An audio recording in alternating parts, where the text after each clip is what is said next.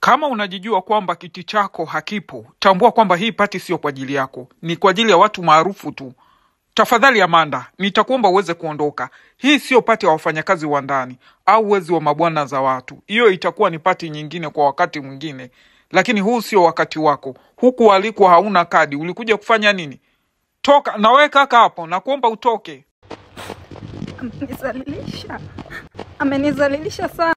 Pole Mr. Tony, lakini hawa watu wapo. Unajua uliyemtoa nje ni kijana wangu. Oh, nisamehe sikujua.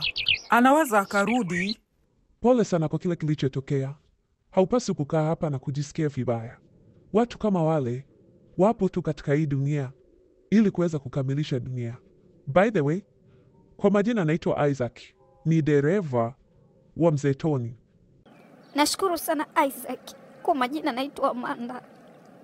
Mimi nimekuja hapa kwenye sherehe, sio kwamba nimevahamia kama yule mama alivyosema. Sio kwamba tu nimekuja kufuata chakula.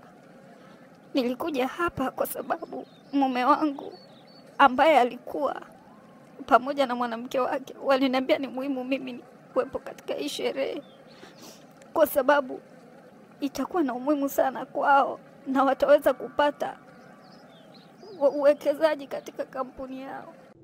Mume wako aliyekuwa amewezaje kuoa tena bila ridhaa yako? Na je, wewe umefunga naye ndoa? Na nini ambacho kilichofanya mpaka kakukaribisha hapa wakati ulikuwa hauna mwaliko? Isaac, ni story ndefu kidogo. Kiukweli mimi na huyo mwanaume hatukufunga ndoa, lakini tumeishi kwa miaka 3. Na hapa unaponiona mimi Amanda ni mjamzito. Kwa hiyo sikuwa na njia ya kukataa, kwa sababu unajua tena nakaa nyumbani kwake. Na yeye ndiye ambaye nakula nalala nyumbani kwake, sina mali pengine pa kwenda. Huyo mama aliyeongea vibaya, mtoto wake ameolewa na kaka yangu. Nazidi kuchanganyikiwa kwa kweli.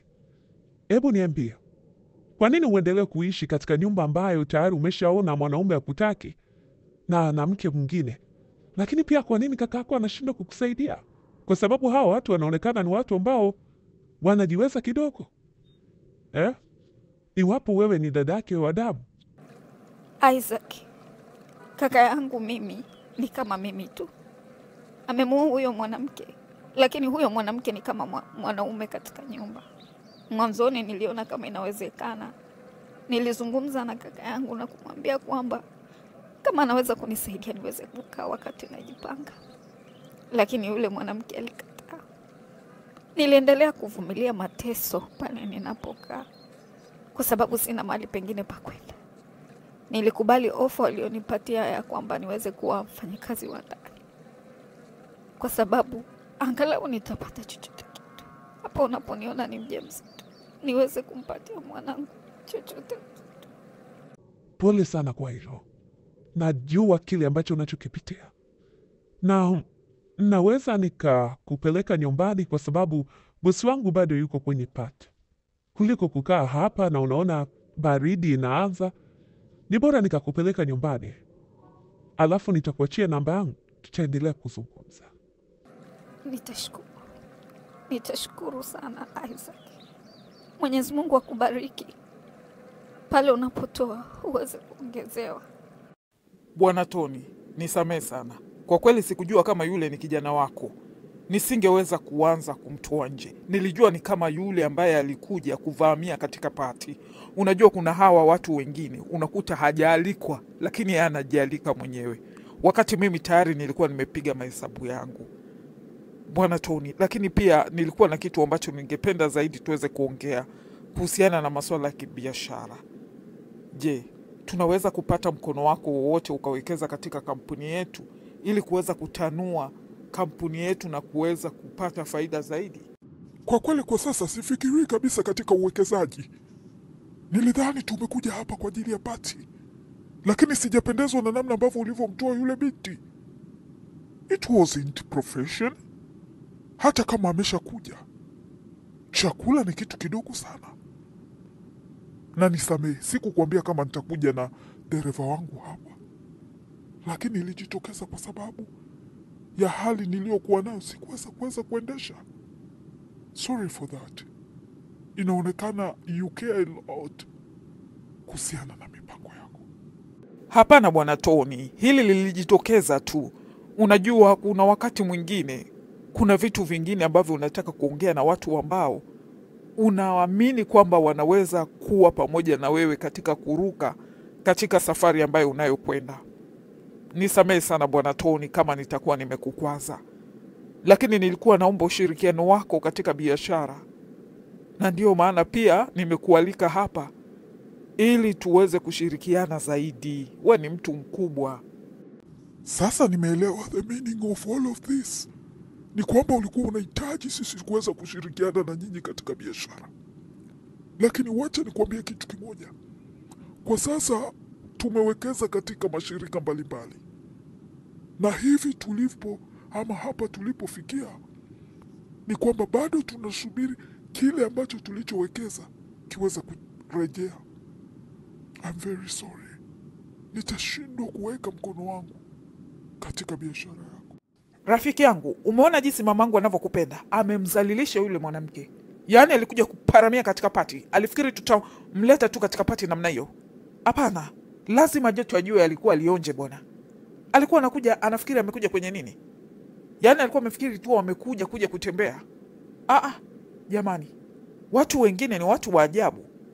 Hapa wanakaa watu wazito. Hebu angalia katika pati nzima.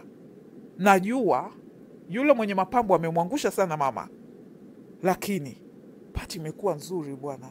Kwa kweli Maria, I was so impressed na your mom. Nimefurahi kwa sababu yule mwanamke, yani kwa sababu amepewa tako, basi anafikiri kila kitu anaweza kakishinda na akampita Zakala, bila kujua kwamba Zakala ni main character katika haya mahusiano. Mimi naamua ni wakati gani wa kuondoka na wakati gani wa kuingia katika haya mahusiano. Lakini pia nina pesa. Ana nini? Anamiliki kitambi ambacho amepewa cha bure. Mwanaume hata kumhudumia hataki kumhudumia. Na bado nimemgeuza mfanyakazi. Kwa hiyo mimi nimeona ni fair tu kuweza kuzalilishwa vile alivyozalilishwa. Lakini Zakala, una pesa, una nguvu. Kwa nini uwekeze katika kampuni ya huyo mwanaume wakati unajua kabisa huyo mwanamume akuwepo mwaminifu kwako? Kwa nini usije kuwekeza katika kampuni yetu? Ni kampuni nzuri na ina mistakabali inayoenda vizuri. Iwapo ukiwekeza katika kampuni ya kwetu sisi, nadhani utapata faida nzuri. Na sisi ni marafiki. Tunaweza kushirikiana vizuri katika biashara. Lakini pia tukaweza kupata faida kubwa zaidi. For real, I wish kama ningeweza kuwekeza katika kampuni yenu. Lakini unfortunately, nimeshamwahidi Peter. Na hivyo itabidi niwekeze kwa Peter. Unajua kwa sababu gani nawekeza katika ile kampuni? Robo 3 ya ile kampuni ipo katika mikono yangu. Na mimi naweza kuiendesha vile ninavyotaka. Usijali rafiki yangu. Tutakuwa ni washirika wazuri tu. Lakini kuhusu kuwekeza katika kampuni yenu, hapana. Sijafikiria hilo. Nataka niwekeze kwa Peter ili niweze kumweka katika nafasi yake. Oh, now I understand. Lakini unaweza kufanya kitu kimoja bwana. Ukawekeza half. Yes. Unajua faida za kuwekeza half. Ni kwamba hata biashara ikifa huku, kwingine inaendelea. Bado una uwezo wa kuendelea kujiendesha na kuwa mwanamke mwenye nguvu zaidi. Unaonaje kuhusiana na hilo? Sweetheart, hebu tusubiri tuone vile mambo yanavyokwenda. Nijue kwanza na mnipe kwanza taratibu za kampuni yenu. Niweze kuziona sera zikoje ili niweze kuziona. Kwa sababu za Peter zote nazijua, lakini za kampuni yenu sijui chochote. Wewe ndio yule kijana ambaye umekuja kuolewa katika familia ya kitajiri. Yaani umekuja kuolewa katika familia ya kitajiri. Na ndiye kijana ambaye yule dada amezalilishwa pale alikuwa ni dada yako. Ulishindwa kusimama kidete kumtetea dada yako. Ukakaa chini na kumwangalia dada yako namna ambavyo alivyokuwa anateseka. Namna ambavyo alivyokuwa amejikunyata kama vile anasikia mkojo. Eti kaka, kweli wanaume kama nyinyi ni wanaume ambao mnatakiwa kuchomwa moto? Unawezaje kuja kulelewa huku? Ndio unazungumza nini? Lakini mimi ninachojua, nampenda dada yangu. Haijalishi yule mwanamke ameongea maneno gani, sijali lolote kuhusiana na hilo. Dada yangu atabaki kuwa bora kwangu. Na sijui ni nani ambaye amekuambia kwamba mimi nimeolewa.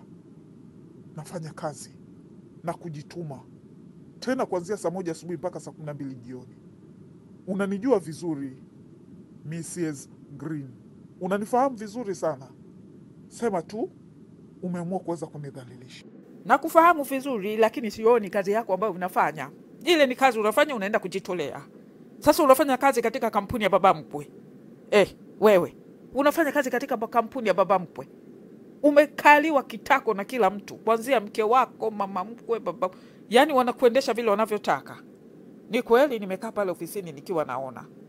And unfortunately, na kuchukulia kama kijana zumbo kuku, kijana mjinga.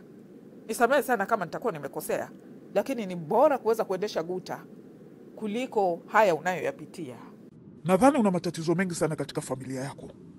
Kuliko kukaa na kuyafikiria matatizo katika familia za watu, ni vizuri Mrs. Green ungekaa na kufikiria matatizo yako. Mimi mambo ya familia yangu nitayatatua mimi mwenyewe. Kama nimeamua kuwa houseboy, nimeamua kuwa guta, nimeamua kuwa chochote kile, ni maamuzi yangu yanatoka ndani ya moyo wangu. Unafikiri sikujui? Unapenda dogodogo? Mimi hunipati. Yaani hata kama umebaki mwenyewe katika hii dunia. Yaani maskini wa Mungu, huyu kijana ameweza kunitukana. Huu ni udhalilishaji sasa. Natumai mama umeshamalizana na watu wako, kwa sababu inabidi tuongee. Mambo hayaendi kama tulivyopanga. Kinachoniumiza kichwa mwanangu, sijui nitamwambia nini baba yako. Ataniua mimi ule mwanaume. Kampuni ya Peter ili aweze kumcontrol. Mimi sijui ni msichana wa namna gani yule. Hana akili timamu. Anafikiri kwamba kwa kuwekeza katika kampuni ya Peter ataweza kumshika Peter awe mwanamke wa kwake peke yake. Badala kuitafuta nguvu yake yeye mwenyewe kama mwanamke na kuweza kusimama, ajue namna gani ataweza kumwendesha huyo Peter vile anavyotaka yeye, kama toi lake. Anataka kumpatia pesa. Sasa si atakuwa amempa pawa. Mwanangu, sijui naenda kumwambiaje baba yako. Baba yako ndo tatizo. Baba yako ndo tatizo hapa. Pesa zake ambazo alizonipa katika hii birthday anategemea ziweze kurudi. Na yule msichana ambaye nimemwambia pambe hapa akanikubalia, kwa kweli atajua kwamba amecheza na kichwa kibovu. Lakini kwa sasa inabidi niongee na baba yako. Huyo Tony unayemwona, nimekwenda kuzungumza naye tena kwa mapenzi. Badala ya kuongea vitu vya maana anaanza kunilaumu eti kwa kutoa kale kasichana kapumbavu. Na yeye alikuja na mlinzi hapa wakaja kutafuna chakula chetu, alafu anataka kuniletea ujinga. Wala usijali mama, mimi naona umefanya tu vizuri. Yule mwanamke lazima alikuwa azalilishwe bwana. Kwanza tafanani na watu walioko katika hii party. Ni kweli, bwa mapambo anaweza kuwa amekuangusha. Lakini mama, sisi ni watu wakubwa. Tuna maisha mazuri. Hata kama tuna struggle katika financial, lakini hatu struggle kama hao maskini. Mama, lakini ule mlinzi wa Tony alikuwa anavutia. Nore walimu, una kichaa kichwani kwako. Eti mlinzi alikuwa anavutia. Hiyo kauli, tema mate chini iweze kupotea. Ndio maana umeenda kujibebea huyu takataka Raki. Hana kitu chochote ambacho anaweza kutusaidia.